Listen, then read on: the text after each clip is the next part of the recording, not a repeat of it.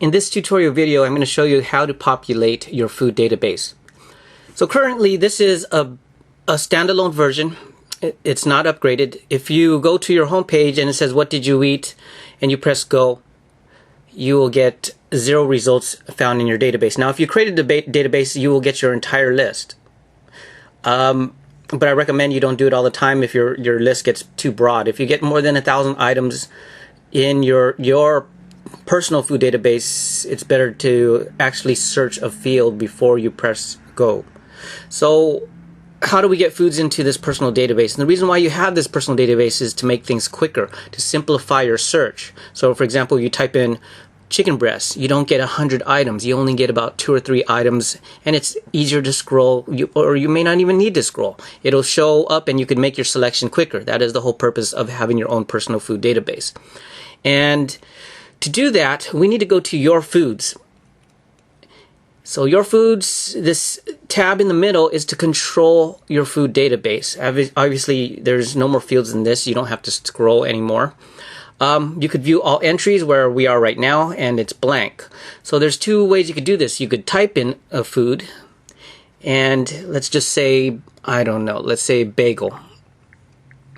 Okay, and you could type in the calories. Now, sometimes it takes a little research to input all these items. What I do is if I go to Trader Joe's or Safeway, before I put them in the refrigerator or put them away, my groceries, I input the foods that are not in my database. And it doesn't take that long. And some people have barcodes, but you know what? When you buy regular foods like produce, you will not have barcodes. Or if you're buying them completely fresh, they will not be barcodes. So sometimes you got to input them manually. So right now, I'm not going to input everything. I'm just going to press add. Okay, and it bounces back so you could enter another food item. But if I want to view it, I just press all entries.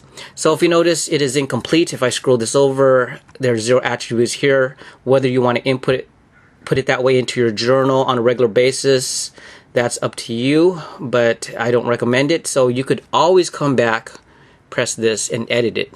So if you want to get your foods in, just get the calories in. That's how you do it, and then put in the rest of the attributes later. So you have the power to edit.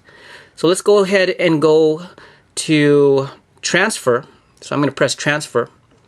And now you could transfer from the USDA database into your database. So let's say yogurt. If I want to put yogurt, I only type in 1 word, Greek yogurt. I'm not going to type in 2 compound words because it's not set up like that at the moment.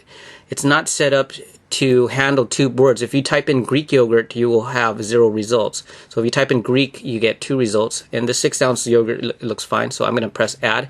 And from here, you just press add again. And it's in your database. So it bounces back here so you can keep going. So the next thing I want to put in are almonds. So I'm just going to type in almond without the D. Press go. I press my return button, by the way, and you don't have to press this top button. And let's scroll down. It may take a little work trying to find the right type of food. There's so many different types of foods with the word almond, and salmon happens to have that prefix as well. Okay, so there we go. Nuts, almonds. Let's go ahead and press our buttons. Okay, now we have 2 items in our food database, 2 items that we transferred. So we'll press all entries and we'll take a look.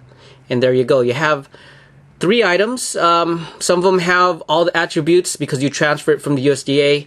This bottom one, bagel, you could put it in later anytime you want and fill it in. I suggest you do that before you start using it. So that's how you transfer foods or populate your food database using 2 methods.